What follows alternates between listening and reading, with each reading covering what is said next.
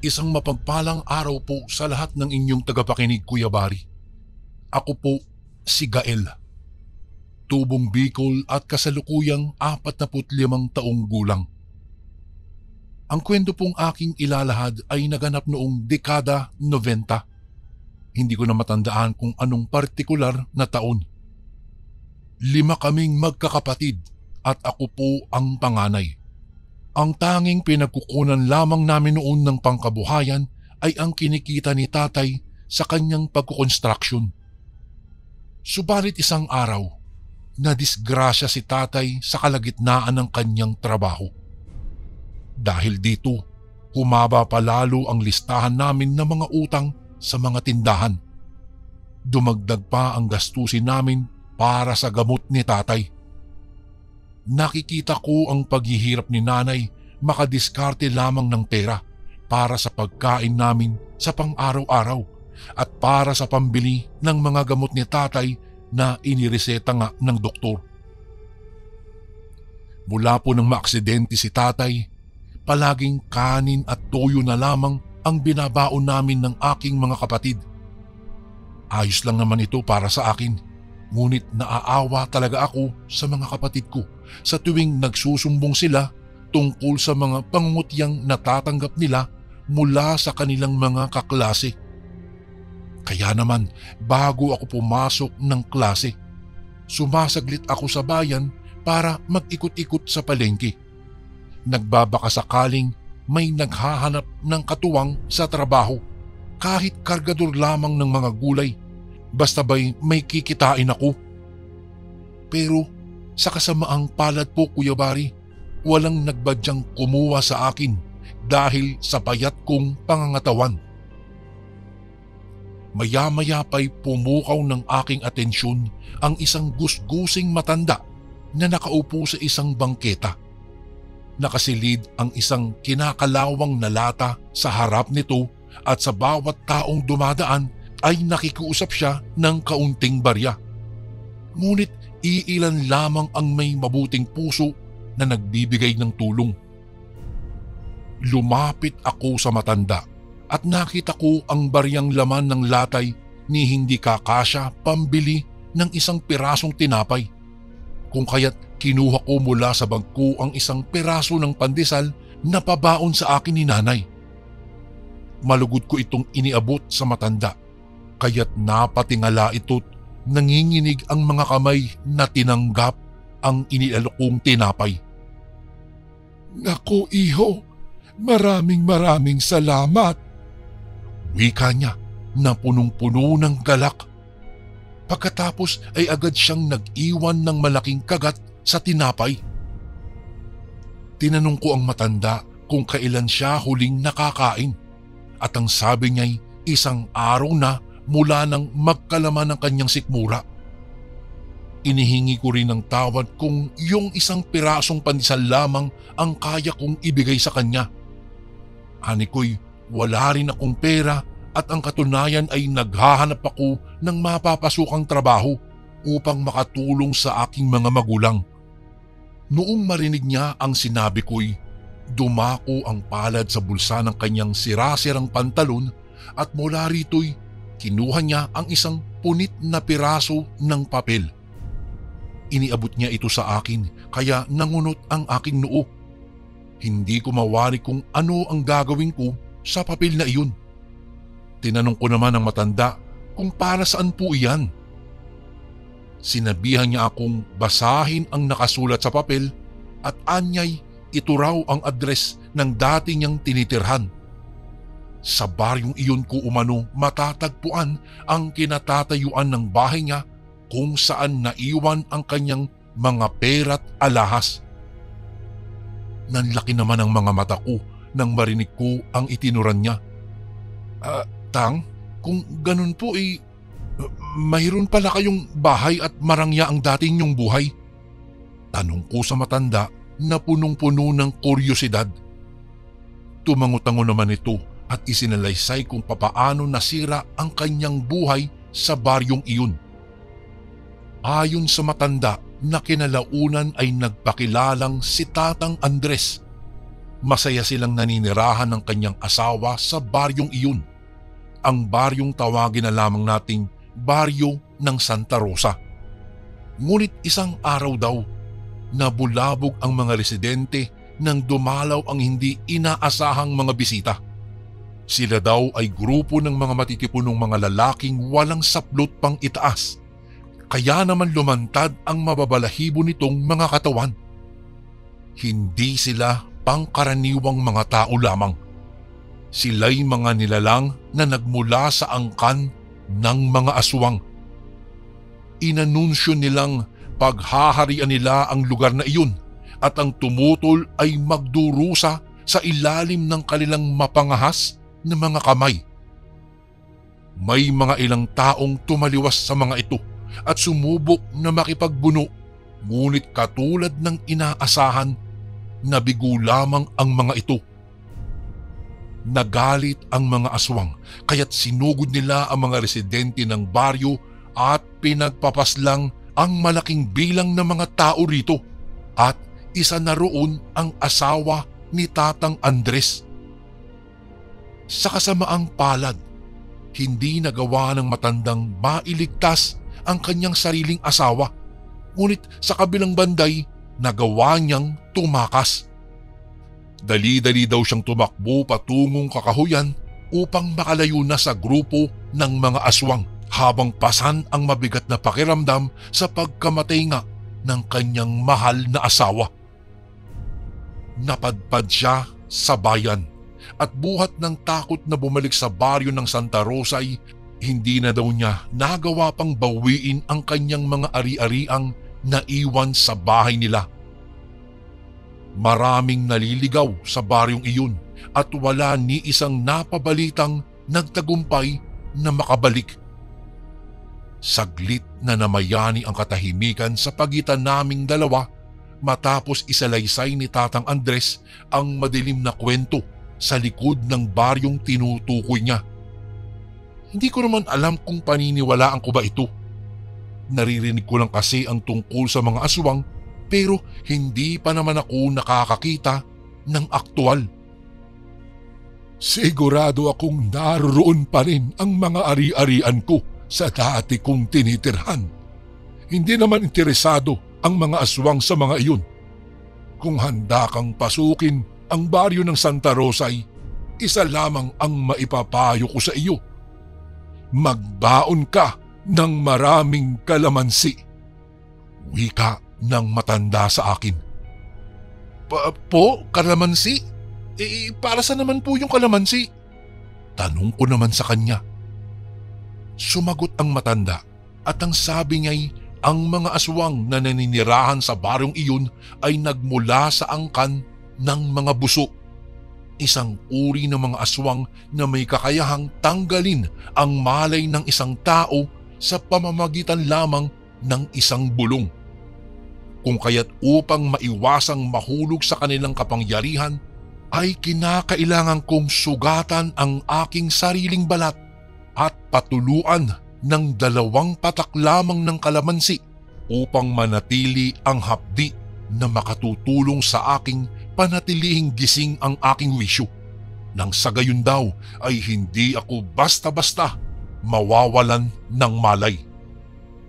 Kinilabutan naman ako dahil sa sinabi sa akin ng matanda at sinabi ko sa kanya na susubukan kong hanapin ang baryo na sinasabi niya. Inilarawan niya sa akin ang detalye ng bahay niya at ang kinatatuyuan nito upang hindi ako mahirapang tukuyin ito. Dagdag pa niya, kapag ka daw nagtagumpay ako, maaari kong kunin lahat ng mga gamit doon, maski ang kanyang mga pera't alahas. Nanlamig ang aking pakiramdam at nanlaki ang tenga ko dahil sa sinabi niya. Sino ba naman ang tatanggi doon? Iyon nga lang, hindi ko pa rin natitiyak kung totoo ba ang sinasabi ng matanda. Papaano kung nasisiraan lamang pala ng ulo ang matandang ito at sinusubok niya lamang na ako'y linlangin? Pero bahala na. Desperado na talaga ako sa pera. Pagka-uwi ko ng bahay, naabutan ko si tatay na nakahiga sa duyan at bahagya lamang na naigagalaw ang kanyang katawan. Si nanay naman ay abala sa paglalaba sa pusong nakatayo lamang sa aming bakuran. Maya-maya'y nakarinig ako ng isang malakas na sigaw na nagmula sa aming kapitbahay. Nang suriin ko ito'y nakita ko ang nakababata kong kapatid na si Lena sa tapat ng tindahan ni Aling Helen. Pinagsisigawan siya ni Aling Helen habang ipinakikita rito ang isang mahabang listahan. Lumapit ako rito at tinanong kung ano ang nangyayari. Nakapamewang si Aling Helen at lalong dumami ang guhit sa kanyang noo. Ang sabi nito'y punong-puno na ang listahan namin ng utang at ang lakas anya ng loob naming mangutang na naman. Humingi na lamang ako ng paumanhin kay Aling Helen at saka niyaya ko na lamang si Lena na umuwi na ng bahay. Naabutan namin si tatay sa duyan na mangiyak-ngiyak. Ang sabi niya'y narinig niya ang lahat ng sinabi ni Aling Helen at patawad anya kung wala siyang nagawa. Si nanay naman habang nagkukusot ng mga damit ay nag-utos na magpakulo na lang muna daw kami ng dahon ng sambong at gawin na lang naming tsaa para kahit papaano'y magkalaman daw ang aming mga tiyan. Noong mga araw na iyon, sumagi muli sa isipan ko ang tungkol sa naging pag-uusap namin ng matandang si Tatang Andres.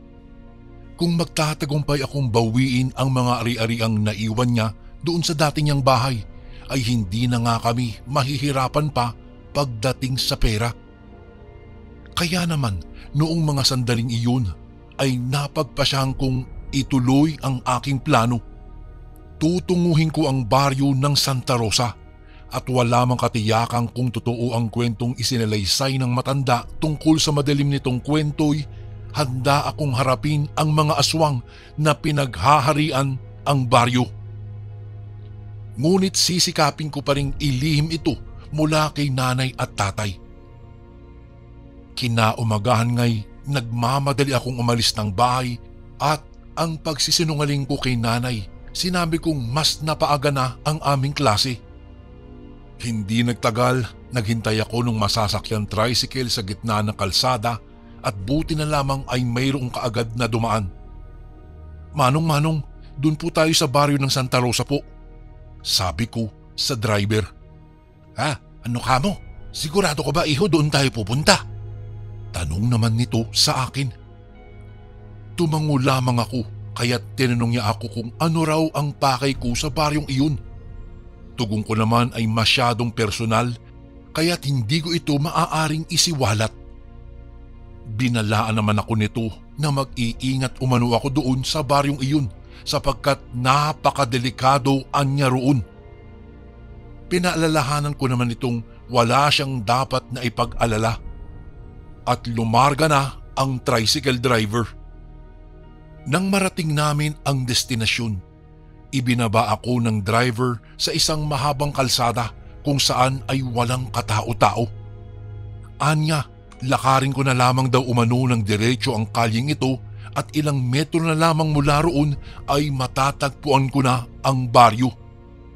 Nagpaalam na ang driver at sa muling pagkakataon ay sinabihan ako nitong mag-ingat. Dala-dala ang isang supot ng kalamansing nakatago sa loob ng aking bag at ang tansong punyal na nakasilid naman sa aking pantalon, tinaha ko ang diretsyong daan. Maya-maya pa'y nahagip ng aking mga mata ang isang lalaking nakatayo sa lilim ng isang puno sa di kalayuan. Kinuha ko kaagad ang punyal na nakasilid sa aking pantalon at ginilitan kaagad ang aking pulsuhan. Hindi naman gaanong malalim ang sugat. Hindi ko mapigilang mapasigaw nang biglang tumagas ang dugo mula sa aking kamay. Mula naman sa sukbit kong bag, kumuha kagad ako ng isang kalamansi at gamit din ang punyal, hiniwa ko ito sa dalawa. Iwinisik ko ang katas nito sa aking sugat kaya't lalo pang napaungol buhat ng hapding hatid nito, sapat na upang panatilihin ako sa aking wisyo.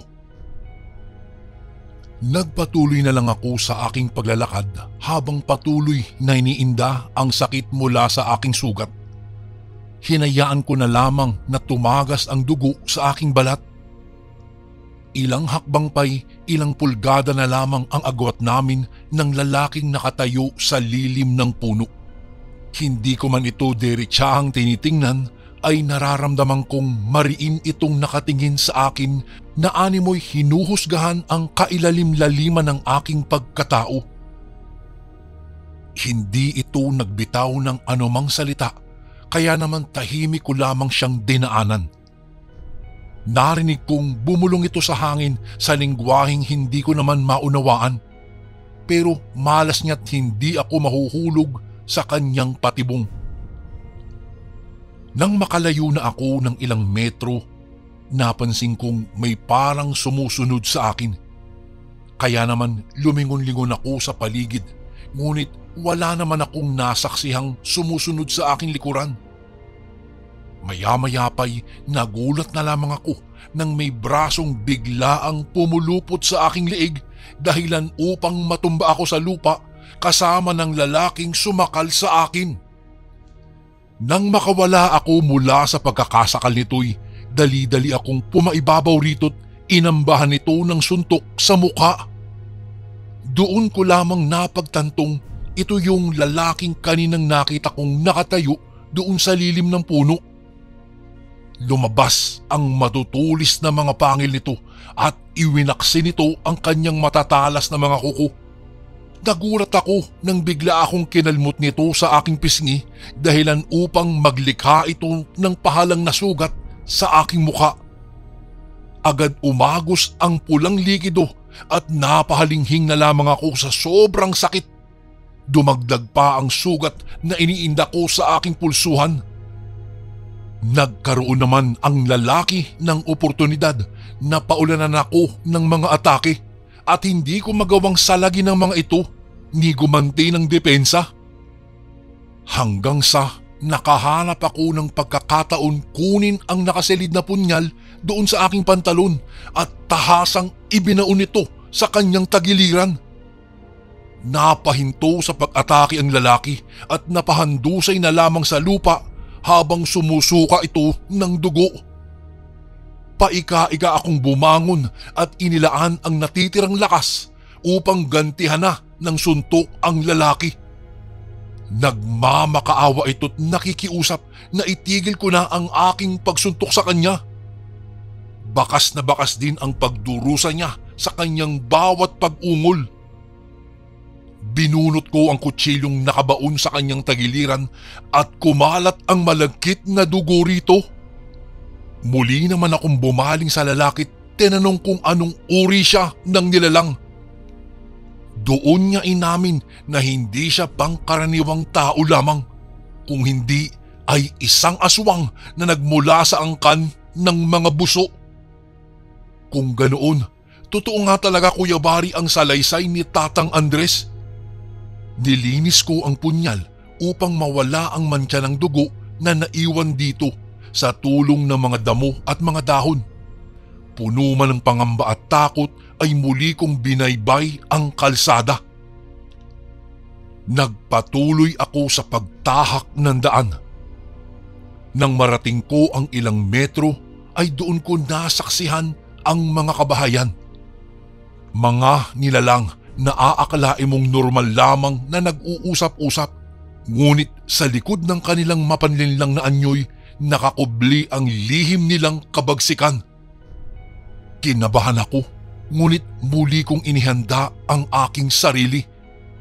Kumuha ako ng isang pirasong kalamansi at ipinatak ang katas nito sa sariwa ko pang sugat. Ni isa sa kanila'y walang nagbitaw ng salita nang ako'y makadaupang palad. Pero batid kong lahat sila'y bumubulong sa hangin upang ako'y bihagin sa ilalim ng kanilang itim na mga kapangyarihan. Malas lang nila dahil kahit gaano pa sila karami, walang laban ito kumpara sa hapding aking iniinda buhat sa aking sugat kung kaya't nanatili akong gising at buo ang aking diwa. Marahil ay ipinagtataka nila kung bakit hindi ako nawalan ng malay sa gitna ng aking pagbabaybay sa kanilang kalsada. Napakaraming kabahayan ang naroroon, kaya't nahirapan akong hagilapin ang kinatatayuan ng bahay ni Tatang Andres. Hanggang sa nagulat na lamang ako nang biglaang may humigit sa aking braso.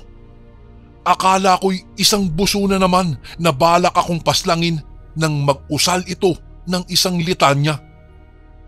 "Isa ka rin bang ordinaryong tao?" tanong niya sa mahinang tono. Babae siya at kung tatantyahin ko yabari ang kanyang edad, sa wari ko po'y nasa 20 mahigit pa lamang ito. Nakagapos sa kanyang baywang ang isang detaling sisidlan ng itak. Kapansin-pansin din ang isang pahalang na sugat sa kanyang braso. Inamin ko sa kanyang isa nga akong ordinaryong tao lamang, kaya't napatanong siya kung ano ang aking pakay doon. Halos lahat naman daw kasi ay nakakaalam sa kung gaano kadelikado ang pinasok naming baryo. Doon ko na isiniwalat ang tungkol sa naging engkwentro ko sa isang matandang pulubing nagngangalang Andres at kung papaano nito ibinunyag sa akin ang madilim na kwento sa likod ng baryo ng Santa Rosa. Higit sa lahat, ang misyong kong bawiin ang mga ari-ariang naiwan nito sa lumang bahay nila ng kanyang yumaong asawa. Kung ganon, nakilala mo rin pala ang pulubing iyon. Wika ng babae at tumango-tango naman ako. Natanong ko sa kanya kung kilala rin ba niya si Tatang Andres na siya namang sinang-ayunan niya. Pareho anya kami ng pakay dahil nabanggit din sa kanya ni Tatang Andres ang tungkol sa mga naiwang ari-arian nito. Ale, ilang araw na mula nang makapunta ka rito sa baryo? Pag-uusisa ako sa kanya. Kahapon lang. Sagot naman niya sa akin. Sabi niya'y nahihirapan daw siyang hanapin ang bahay ni Tatang Andres dahil wala naman siyang makitang bahay sa baryo na nakakapareho sa paglalarawan ng matanda. Papaano ba inilarawan sa iyo ni Tatang Andres ang bahay niya? Muli kong tanong sa babae. Ayon daw umano kay Tatang Andres, ang bahay ay may berdeng tarangkahan at pinoprotektahan ng nakapalibot na bakod na gawa sa bakal. Ang bahay daw ay may 2 palapag at sa unang palapag makikita ang mga antigong palayok na nakadesenyo sa balkonahe. Sa ikalawang palapag naman daw, matatanaw mo daw ang kulay pulang kurtina na nakalaylay sa tapat ng bintana. Kumunot ang noo ko dahil sa tinuran niya. Sa pagkakaalala ko kasi Kuya Bari, hindi naman ganoon ang paglalarawan sa akin ni Tatang Andres. Ang sabi kasi nito sa akin, ang bahay daw niya ay isang simpleng bungalo lamang. Ang bubungan daw ay gawa sa yerot, kulay itim ang tarangkahan. Mula sa labas umano'y matatanaw daw ang hardin kung saan ay mayroong hawla ng ibon. Siya naman ang nangunot ang noo nang marinig ako. Napakrus ang kanyang mga braso at tila ba'y nag-iisip ng malalim. Pagkatapos ay nakapamewang siyang nagwika. Hindi kaya pinagtitripan lang tayo ng matandang iyon? Tanong niya sa akin. Napaisip talaga ako Kuya Bari dahil sa kanyang katanungan. Kung ganoon, hindi totoong may makukuha kaming mga ari-arian, pera't kayamanan. Wala ring saysay ang ipinunta ko rito. Nagsayang lamang ako ng lakas at dugo. Kusa na lamang bumagsak ang aking mga tuhod kaya't napaupo na lamang ako sa lupa habang ang parehong palad ay nakatakip sa mukha.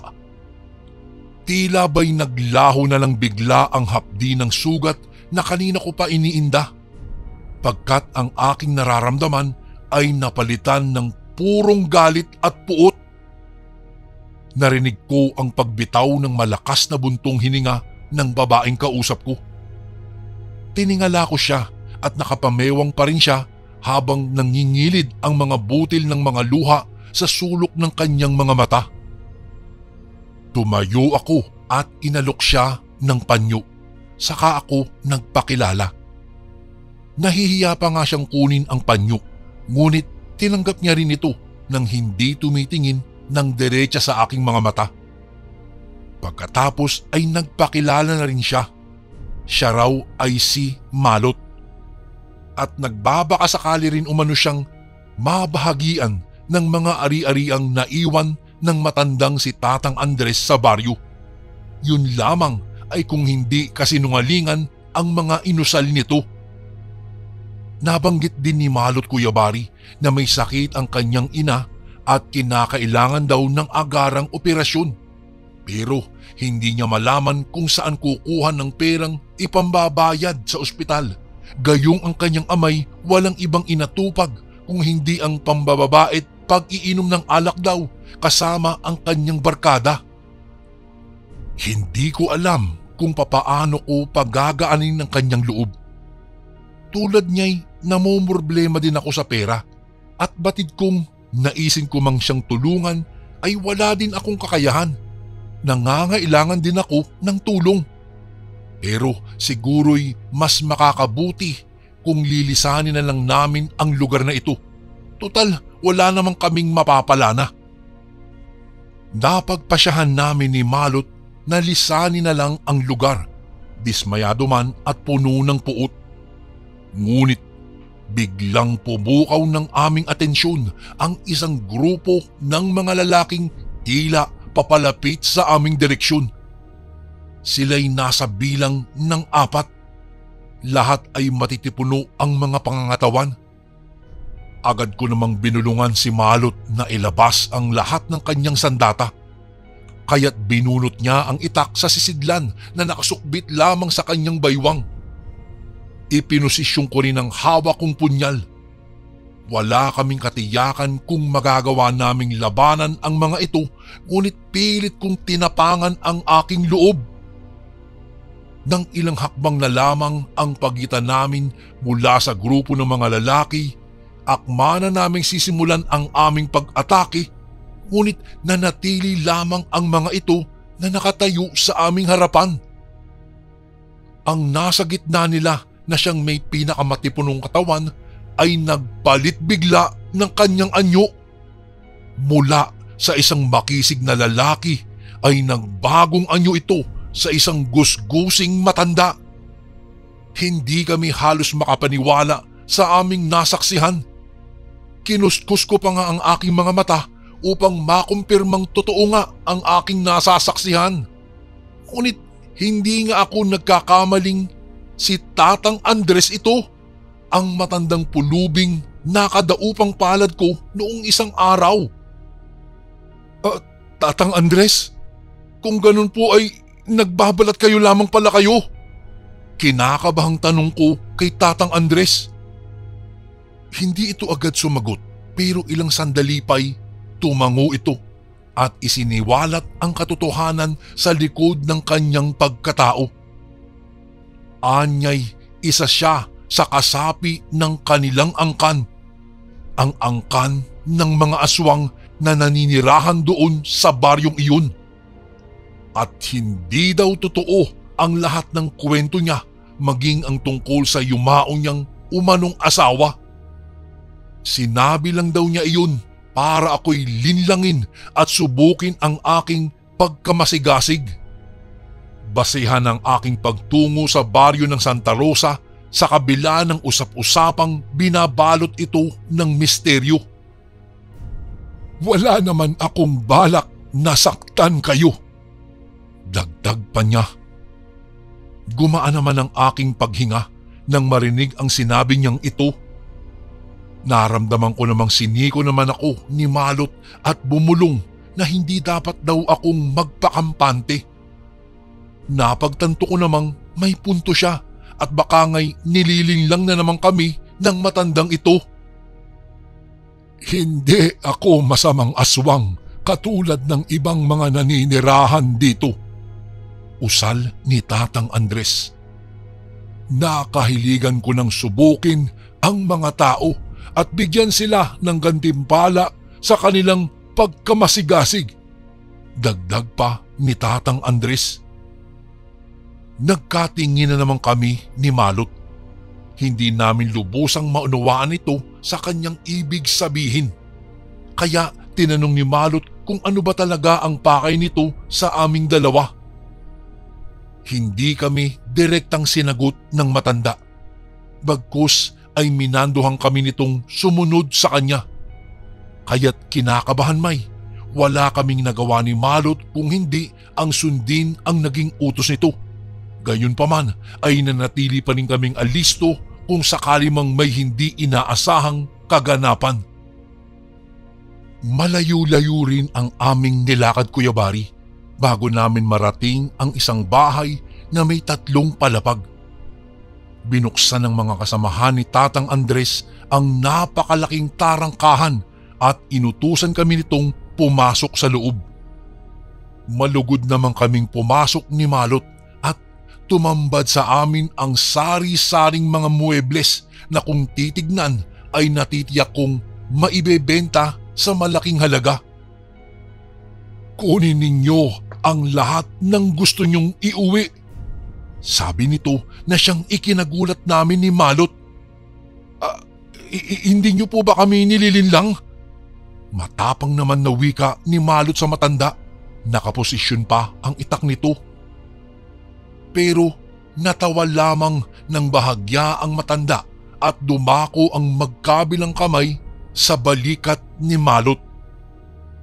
Pinaalalahanan nito ang dalaga na wala kaming dapat na ipangamba. Iyon daw ay ang gantimpala niya para sa mga katulad naming may mabubuting puso. Kaya naman hindi na kami nagpaligoy-ligoy pa ni Malot. Kinuha namin ang lahat ng mga gintong aming nakikita.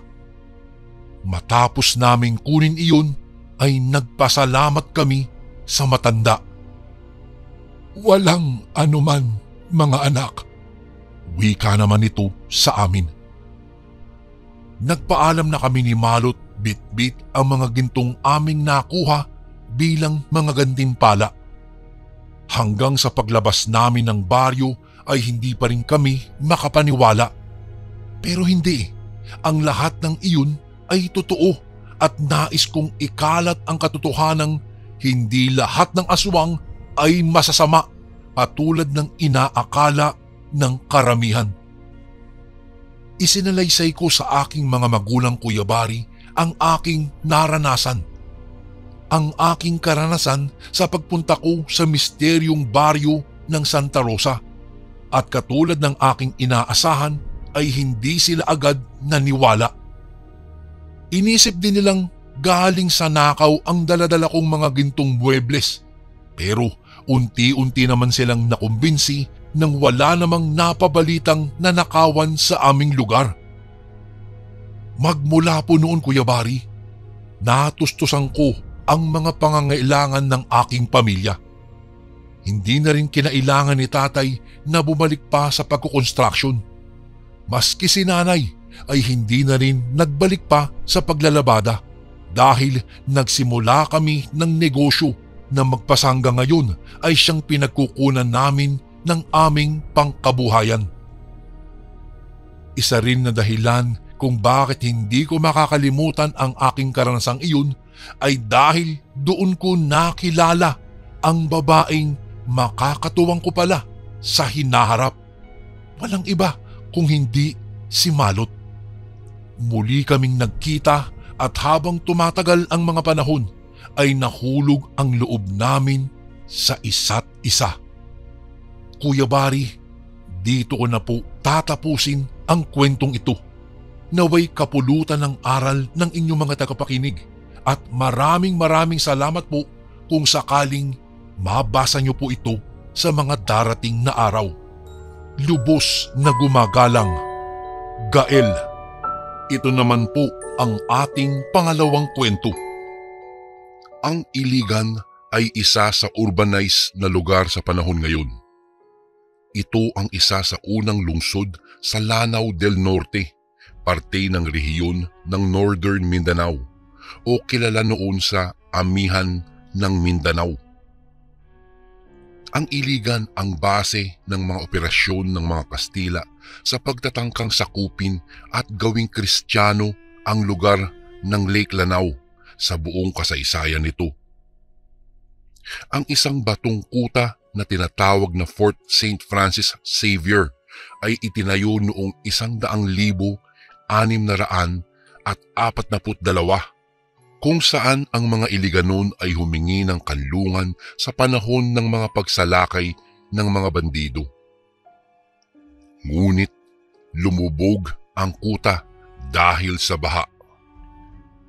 Iyan po, Kuya Bari, ang mga kasaysayang aking nabasa at kasaysayang laging pinapaalala sa amin. Sa taong 1985, kakaiba pa ang Iligan, ngunit masasabi mong maunlad na bayan ito. Magandang umaga po sa inyo, Kuya Bari. Ako po si Leo at ito ay hindi ko totoong pangalan.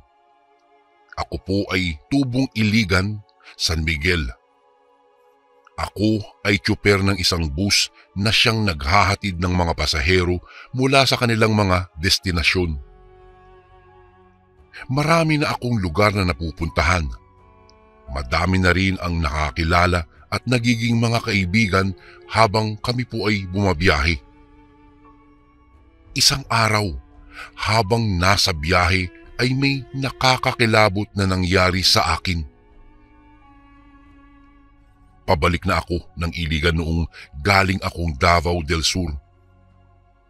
Mula sa Davao, pailigan ay 7 oras at 15 minuto ang biyahe. Dahil sa mga panahon na ito, bus lamang po ang pwede mong masakyan.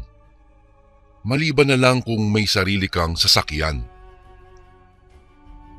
May magpamilya na sumakay sa bus ko. Tahimik lang silang umakyat. 5 po sila, Kuya Bari. Ama, ina, kuya, ate at bunso. Bata pa ang bunso nila. Ang lalaki naman ay nasa 17 taong gulang ang tansya ko po. Yung babae naman ay nasa siguro mga 12 anyos. Tinanong ko sila kung saan ang kanilang destinasyon. Ang sabi naman ng ama sa napakababa niyang tono ng boses ay kung saan ako hihinto. Nagkatinginan kami ng aking konduktor at nagkibit-balikat na lamang. Sinabi ko naman sa haligi ng tahanan na nagsalita na Iligan ang huli kong destinasyon. Nagkatinginan lang sila at sinabing baka nga hindi na aabot sa Iligan ang aking destinasyon na sinabayan pa niya ng malutong na tawa na tila ba siya lamang ang natawa sa biro niyang hindi nakakatuwa. Payak kaming tumawa ni Alex, ang aking konduktor. Halata sa mga tawa naming hindi talaga kami natutuwa. Nakakatakot po ang kanilang mga anyo. Ramdam ko ang bigat sa kanilang mga presensya. Ngunit hindi ko na lamang pinansin ang mag-anak na iyon at nagpatuloy na lang sa aking pagmamaneho. Tanghaling tapat na noon nang pinatunog ko ang aking radyo. Tumunog ang isang dasal na panalangin na ang ibig sabihin ay saktong 12:00 na. Panay tingin ko sa aking rear view mirror nang mapansin kong tila aligaga ang magpamilya. Panay ang takip nila sa tenga nila na tila ba ayaw makinig ng panalangin. Mas lalo pa silang naging aligaga nang sinundan ng kantang sumasamba sa Diyos ang panalangin. Isang musikang makabagbag damdamin na kung ikaw ay medyo may kademonyuhan ang isip ay maiirita kang makinig. Ngunit para sa aming may takot sa Diyos ay kay sarap ito pakinggan. Nasa ganoong kaming sandali ni Alex sa pagdama ng kanta ay napasigaw ang babae at sinabing patayin daw ang radyo at naririndi sila makinig. Nagkatingin ang kami ni Alex, Kuya Bari, at agad na pinatay naman ang radyo. Katahimikan ang namamayani sa loob ng bus. Hindi ko alam, ngunit kinikilabutan ako sa mga tingin ng mag-anak. Lalo na ang anak nitong lalaki na kung makatingin ay gutom na. Hindi ako nagpahalata na nangangatog na ang buong katawan. Ni halos hindi ko na maigalaw ang aking mga kamay. Nagulat pa ako nang biglang tumayo ang ama ng pamilya. Palinga-linga siya sa paligid na para bang may lugar na hinahanap. Natuwa akong bigla sa inaakala kong bababa na sila, ngunit nagkamali po ako nang mapatingin sila sa amin. Napangisi ang ama habang napapalingon sa pamilya. Napangisi rin ang mga ito saka sabay-sabay na nakatingin sa amin. Doon na kami kinabahan ni Alex, Kuya Bari. Iba-iba ang nasa isip namin na baka masasamang loob sila o di naman kaya ay mga bandido. Napansin namin ni Alex na tila ba nagsesenyasan sila. Nagkatinginan kami ng konduktor ko at pareho kaming namutla. Ramdam kasi naming dalawa ang takot dahil kakaiba na talaga ang ikinikilos ng mag-anak na ito. Lalo na ang tingin ng anak na lalaki. Hindi ko po talaga nagugustuhan dahil may kasama pa itong pagngisi na nakakakilabot. Hindi ko alam, Kuya Bari, kung ilang oras na kaming bumabiyahe. Dasal na kami ng dasal ni Alex nung mga panahong iyon. Noong pareho naming nakitang 3:00 na at magsisimula muli ang pang 3:00 na dasal, ay iisa ang naisip namin. Pakanta-kanta pa ako at pasipol-sipol habang si Alex naman ay pinaandar na ang radyo. Isa lamang ang gusto kong mapatunayan dahil may kakaiba talaga sa magpamilya. Bago ko po ipagpatuloy ang kwentong ito ay may request sana ako sa iyo, kasundo. Isang pindot lang ito, kasundo, sa subscribe button namin. Malaking tulong po ito sa amin, kasundo, upang mapagpatuloy pa namin ang mas marami pang magagandang kwento. Salamat sa pag-subscribe mo, bagong kasundo. Bago pa man mapaandar ni Alex ang radyo ay may pumarang isang matandang lalaki. Marami po itong dalang sako. Napansin ko naman na napangisi ang magpamilya at hindi nakaligtas sa pandinig ko ang sinabi ng ama na mukhang tiba-tiba sila sa magiging hapunan nila. Hindi ako nagkamali, Kuya Bari, sa aking narinig. Alam ko na kami ang kanyang sinasabing hapunan. Naalala ko pa nga, noong hindi pa kami umaandar, sinabi niyang umalis na daw kami at sila'y nagmamadali at magluluto pa ng hapunan. Kinikilabutan talaga ako sa mga itsura nila. Maya-maya'y tumunog ang salin ng musika. Musikang naglalaman ng kanta ng Panginoon. Tila nag-aalingasa ang pamilya na para bang ayaw nila itong marinig. Tahimik lang kami ni Alex habang tinitingnan sila. Lumipas ang oras. Binaybay na namin ang daan pailigan. Ngunit tila ba nalamat kami o naligaw kung sa Tagalog. Nagulat ako, Kuya Bari, dahil hindi pamilyar sa akin ang lugar o dahil sa takot ay hindi ko na mapamilyar.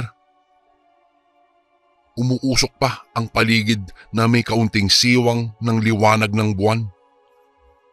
Malamig na malamig. Nabigla kami sa sunod na nangyari. Nang hawakan ng batang lalaki ang balikat ni Alex at sinabing sa kanya ito. Siya ang bahala kay Alex. Maya-maya'y Bigla nilang hinila ang kasama ko.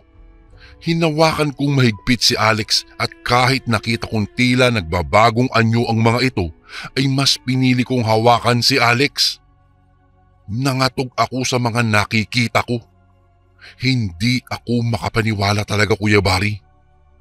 Nangako akong hindi ito ang magiging katapusan ng aming buhay. Kaya mas hinigpitan ko pa ang paghawak ko kay Alex. Hindi ko siya binitiwan at nanalangin akong makakaligtas kami. Habang nangangatog ang buo kong katawan, biglang kinagat ng batang babae ang kamay ko. Kahit nadugo na ang kamay ko ay mas lalo kong hinigpitan ng kapit kay Alex. Pareho kaming nagsisigawan na nung mga panahong iyon. Ngunit ang matandang madaming dalang sako na natutulog kanina ay biglang nagising at may kinalkal sa kanyang sako na para bang walang nangyayari. Napaisip pa akong may oras pa siyang magkalkal ng dalang basura habang sila ay nakikipag-agawan ng kanilang mga buhay sa mga hinihinalang mga aswang. Lalong naging agresibo ang pamilya nang makitang dumudugo na ang aking balat sa kagat ng batang babae. Samantalang ang bunso ay tuwang-tuwa naman sa kanyang nakikita at panay ang wika ng busog. Nang muntik kong mabitiwan itong si Alex, nang isang malakas na hagupit ang tumama sa pamilya. Kitang-kita ko kung papaano umikot ang isang latigo sa katawan nila dahilan para mabitiwan nila si Alex. Napatingin kami sa matanda at sinenyasan na magtungo sa likod. Hawak nito ang bunsong anak ng mag-asawa. Aswang umano ang pamilya.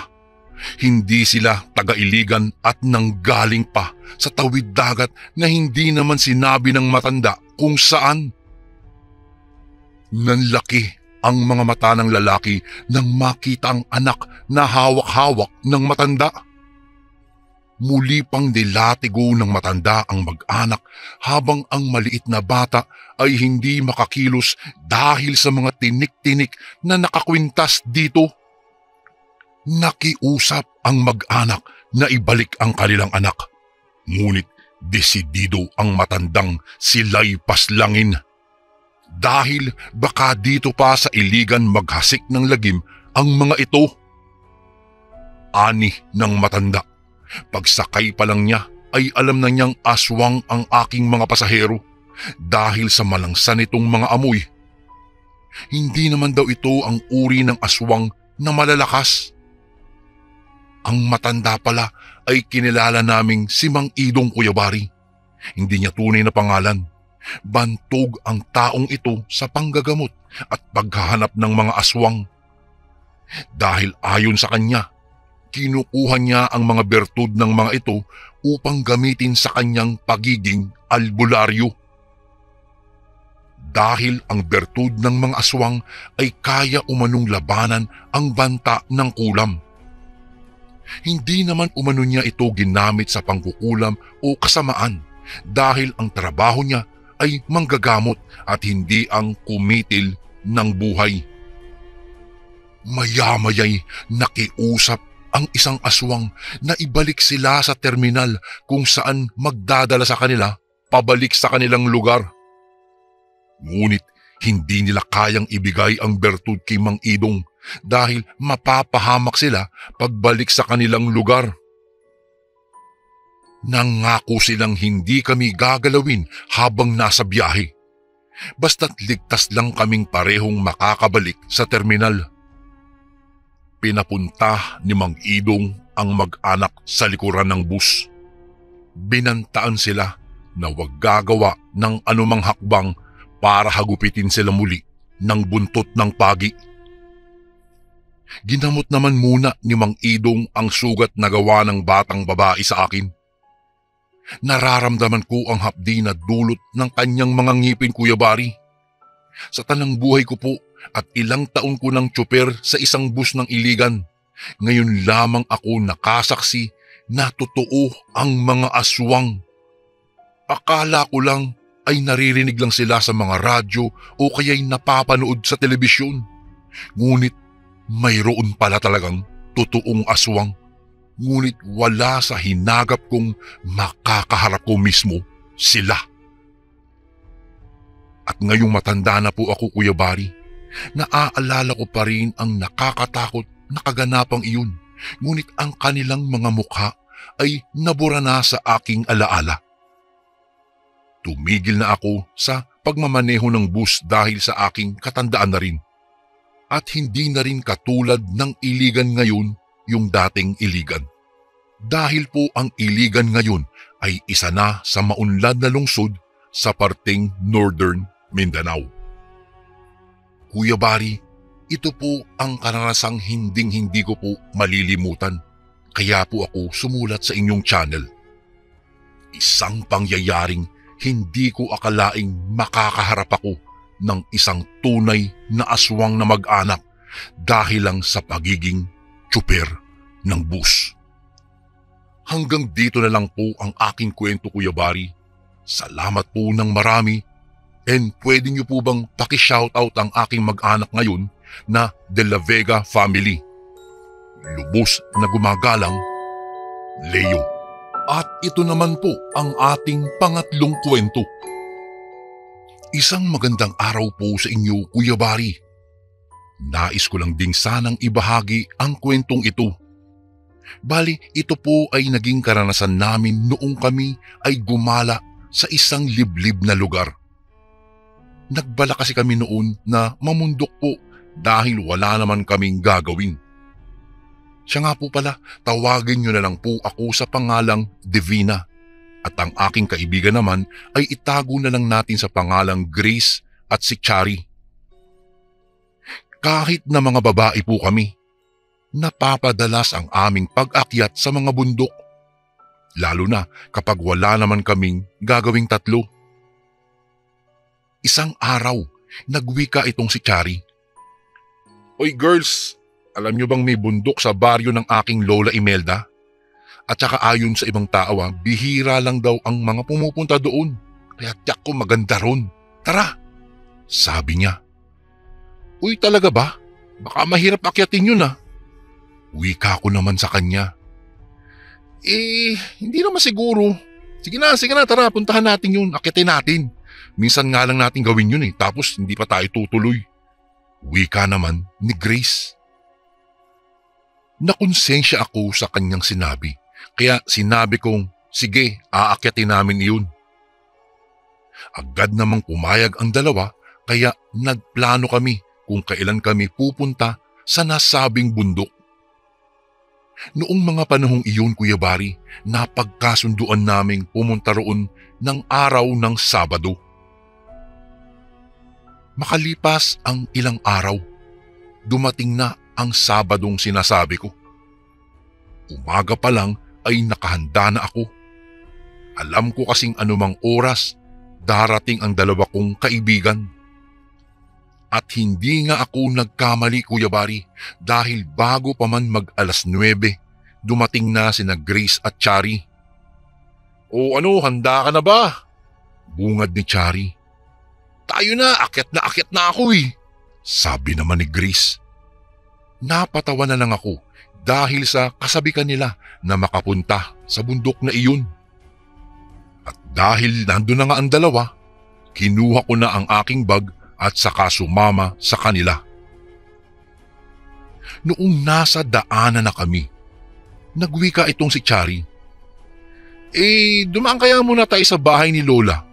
Doon natin iwan yung mga gamit nating hindi kailangan sa pag-akyat ng bundok. Wika niya na agad naman naming tinanguhan.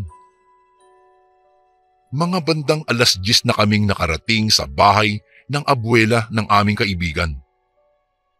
Pagdating namin doon, agad niya kaming ipinakilala sa kanyang Lola Imelda. Natuwa naman si Lola Imelda dahil sumama kami sa kanyang apo. Alam ba ninyo mga apo, sobrang galak na galak ako ngayon. Bihira lang kasi na nagkakaroon ng kaibigan ang aking apo, sabi niya. Noong nasa kalagitnaan kami ng aming pag-uusap noon nang maisingit ni Chari ang tungkol sa bundok. Lola, siya nga pala. May umakyat na ba dun sa bundok na nasa dulo ng baryo ninyo? Napakunot noo si Lola Imelda. Ano ka mo? Bakit mo itinatanong? Aakyat ba kayo doon? Anong gagawin niyo roon?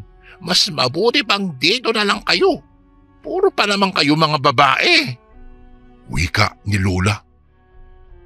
Nang mga panahong iyon, ipiniliwanag ni Chari na iyon talaga ang nais naming magkakabarkada at siyang dahilan ng pagpunta namin sa kanilang bahay. Napailing na lang si Lola Imelda dahil sa sinabi ng kanyang apo. Nako, kayo talaga. O siya, kung pupunta kayo roon, mag-iingat kayo. Bundok ang inyong pupuntahan at hindi ninyo alam ang pasikot-sikot sa lugar na iyon. Wika ni Lola. Sinabi rin niyang huwag kaming basta-bastang magtitiwala sa mga taong makakasalamuhan namin doon dahil baka aswang iyon. Natigilan kaming tatlo. Napalunok na lang kami ng aming mga laway dahil sa sinabi ni Lola Imelda. Subalit iyon ang aming pakay talaga sa baryong iyon. Kung kaya't hindi kami nagawang pigilan ng mga kwento sa amin ng lola ni Chari. Bandang 1:00 na ng tanghali noon nang nagpasya na kaming umalis sa bahay ni Lola. Sinimulan na namin ang aming paglalakad. Dumiretso kami sa paanan ng bundok at noong naroroon na kami, Kuya Bari, ay saglit kaming tumigil. Tinignan namin ang aming mga gamit. Subalit laking gulat naming tatlo nang naiwan pala namin ang aming sisidlan ng tubig. Nako, naiwan pa natin oh. Paano ba ito? Bumalik na lang kaya tayo muna, sabi ni Grace. Ay, huwag na tayong bumalik, sayang ang oras. Nandito na tayo at mag-aaksaya lang tayo ng oras kung babalik pa tayo roon sa bahay ni Lola. Anang naman ni Chari. Sumang-ayon naman ako sa kanyang sinabi kaya nagdesisyon kaming magpatuloy na. May balon naman siguro sa ating dadaanan eh. Tingin ko lang kung may mga tao nang nakaakyat sa bundok na yan. Malamang meron nang gumawa ng balon doon para makainom ng tubig kung uuhawin sila. Sabi ko pa. Noong mga panahong iyon, nagpasya na kaming magpatuloy sa aming pag-akyat sa nasabing bundok. Noong nasa kalagitnaan na kami ng aming paglalakad nang mapansin naming malapit na palang dumilim. Naku, malapit na palang dumilim. Teka, makakabalik pa ba tayo sa bahay ng lola mo bago tuluyang gumabi? Tanong ni Grace kay Chari. Huwag ka na mag-alala, mas maganda nga yan, exciting di ba? Gabi, para yung pagbaba natin, nakakatakot. Hindi, joke lang. Bilisan na lang natin para makaabot kaagad tayo doon sa tuktok ng bundok. Dahil doon, mas dinoble pa namin ang aming bilis sa paglalakad. Noong nasa bandang gitna na kami ng bundok, Kuya Bari, natigilan kami dahil nakaramdam kami ng uhaw. Ay, grabe, kakauhaw naman to. Ba't ba natin naiwanan yung lalagyanan natin ng tubig? Paano ba to? Wala man lang tayong tubig ngayon. Wika ni Grace. Huwag kayong mag-alala. Baka makakita tayo ng mga bukal dyan o yung balon kung saan man tayo pwedeng makainom. Sabi naman ni Chari. Napatango naman kaming dalawa sa kanya at saka nagpa siya ng maglakad-lakad para maghanap ng maiinuman. Bago ko po ipagpatuloy ang kwentong ito ay may request sana ako sa iyo kasundo. Isang pindot lang ito kasundo sa subscribe button namin. Malaking tulong po ito sa amin kasundo upang mapagpatuloy pa namin ang mas marami pang magagandang kwento. Salamat sa pag-subscribe mo, bagong kasundo. Noong nasa kalagitnaan kami ng aming paglalakad noon nang may matanaw kaming isang kubo. Nang mga panahong iyon, Kuya Bari, nag-alangan kaming lumapit doon. Uy, tingnan niyo oh, hindi ba't kubo yun? Baka may nakatira roon ah. Yan, dyan na lang tayo manghingi ng tubig para makainom tayo. Wika ko sa kanila. Kung kaya't hindi na kami nagsayang pa ng oras at lumapit kami at naglakad patungo sa nasabing kubo. Sa hindi ko malamang dahilan, nakaramdam po ako ng kaba. Noong naroroon na kami sa tapat ng kubo, tawag kami ng tawag sa kung sino mang naroroon sa loob ng kubong iyon. Subalit, wala namang sumasagot. Naku, walang tao dyan. Ano kaya, pumasok tayo sa loob. Tara, tingnan na lang natin kung may maiinom na tubig sa loob niyan. Wika ni Chari. Tatanggi pa sana kaming dalawa, ngunit nagsimula na siyang lumakad patungo sa kubo. Kung kaya't sumunod na rin kaming dalawa. Noong naroroon na kami, nakita naming nakabukas ang pintuan nito. Kung kaya't dahan-dahan kaming pumasok. Tao po, may tao po ba dito? Tawag ko, ngunit walang sumasagot sa akin. Dahil doon, naghanap kami ng aming mapapagkunan ng tubig at napangiti na lang kami nang may makita kaming isang malaking banga. Ayun, may banga. Ito. Tiyak na may tubig na laman ito. Wika ni Chari. Nagpalinga-linga siya at saka naghanap ng baso. Noong makahanap siya ng baso, agad siyang kumuha ng tubig sa banga.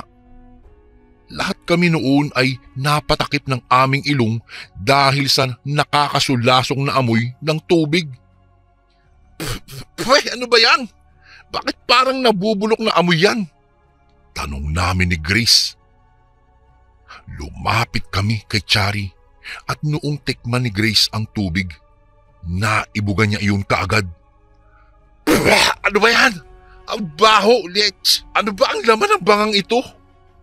Nang mga sandaling iyon, tila walang pag-aalinlangang itinulak ni Chari ang banga hanggang sa nahulog iyon.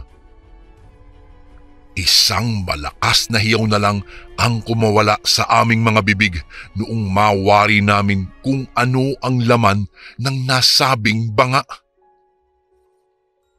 Ay, walang... ano yan? Tumambad sa amin ang putol-putol na parte ng katawan ng tao at may ulo pa ng isang babae. Napabalikwas kaming tatlo sa aming nakita, Kuya Bari. Hindi namin akalain na ang tubig na nasa banga na muntikan na naming inumin ay pinagbabaran pala ng iba't ibang parte ng katawan ng tao. Hindi! Tara na! Kailangan na natin umalis sa lugar na ito. Kailangan makatakas tayo rito. Aswang ang may-ari ng kubong ito. Mga aswang! Tarantang sabi ko sa kanilang dalawa. Matapos kong sabihin ang katagang iyon, napaatras si Chari sa isang pintuan. Sa hindi inaasahang pagkakataon, bumukas ito bigla at bumuwal si Chari. Agad naming tinulungan si Chari, ngunit sa aming pagbuhat sa kanya, tumambad sa amin ang mas maraming banga sa loob ng silid na iyon at may mga nakasabit ding iba't ibang parte ng katawan ng tao. Hindi! Aswang ang mga taong nakatira dito. Tara na! Kailangan na nating umalis! Wika ni Chari. Pagkawika niya iyon, agad kaming lumabas sa nasabing kubo. Pagkalabas namin doon, Kuya Bari, natanaw namin ang isang matandang babae na may dalang isang maliit na banga. Agad kaming nakaramdam ng kilabot, subalit naglilihis sana kami ng daan. Nagulat kami noong biglang magwika ang matandang iyon. Naghahanap ba kayo ng tubig na maiinom? Ito, mga ining, uminom kayo. Napatitig lang kami sa matandang babaeng iyon. Hindi namin alam dahil parang naging estatwa kami. Sa hindi namin maipaliwanag na dahilan ay biglang lumakad itong si Chari papalapit sa matanda. Ay, opo. Pwede po ba kaming makiinom? Ay, oo naman, mga ining. Talagang para sa inyo itong tubig na ito. Sige, uminom kayo. Tila wala kami sa ulirat nung mga panahong iyon. Hindi namin alam kung ano ang nangyari talaga, pero uminom kaming tatlo sa bangang iyon. Feeling kasi namin, Kuya Bari, uhaw na uhaw kami ng mga sandaling iyon at ininom namin ang tubig mula sa banga. Nang walang ano-ano, nagulat kami dahil may biglang umapaw na lamang loob ng tao sa bangang iyon. Bigla kaming parang sinampal at bumalik ang aming ulirat at natakot. Doon na kami tuluyang nataranta. Hindi namin alam kung ano ang aming gagawin kaya mabilis kaming nagtatakbo. Nag-iiyakan kaming tinatahak pababa ang bundok na iyon. Isip ako ng isip kung ano ang nangyari. Ano ba yun? Nahipnotismo ba kami? Bakit kami uminom sa bangang iyon? Noong medyo nakakalayo na po kami, narinig namin ang sigaw ng matanda. Mura siya ng mura ng mga panahong iyon. Naisip namin na baka nakita niya ang mga bangang binasag namin sa loob ng kubo niya. Takbo lang kami ng takbo. Walang nag-uusap. Rinig na rinig ko pa ang pag-iyak ng dalawa kong kaibigan. Ngunit maya-maya lang nakarinig kami ng mga kaluskos sa paligid at saka pagaspas ng pakpak na mas lalo naming ikinataranta. Iniwan na namin ang aming mga gamit para gumaan ang aming mga sarili at makatakas sa bundok na iyon. Mabuti na lang, Kuya Bari, at nakita na namin kaagad ang daan patungo sa paahan nito. Pagod na pagod kaming tinatahak ang mabatong daanan patungo pabalik sa bahay ni Lola Imelda. Hindi na namin alam kung sinundan pa kami ng mga nilalang. Ngunit napabuntong hininga na lang kami nang makarating kami doon. Pagdating namin doon, ikinuwento namin ang tungkol sa aming naging karanasan.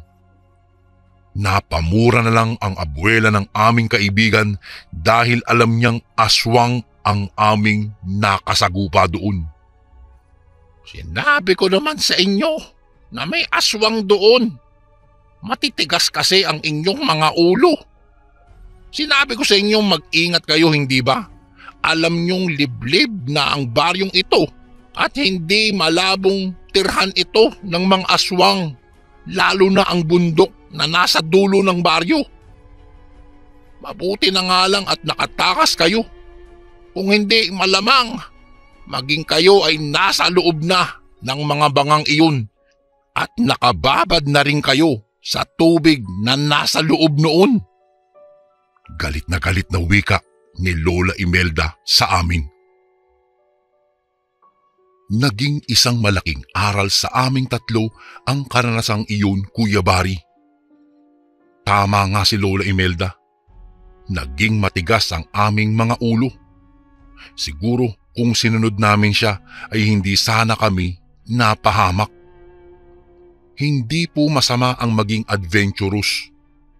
Ngunit minsan pala ay kailangan mo ring mag-isip ng makailang beses bago mo ito gawin.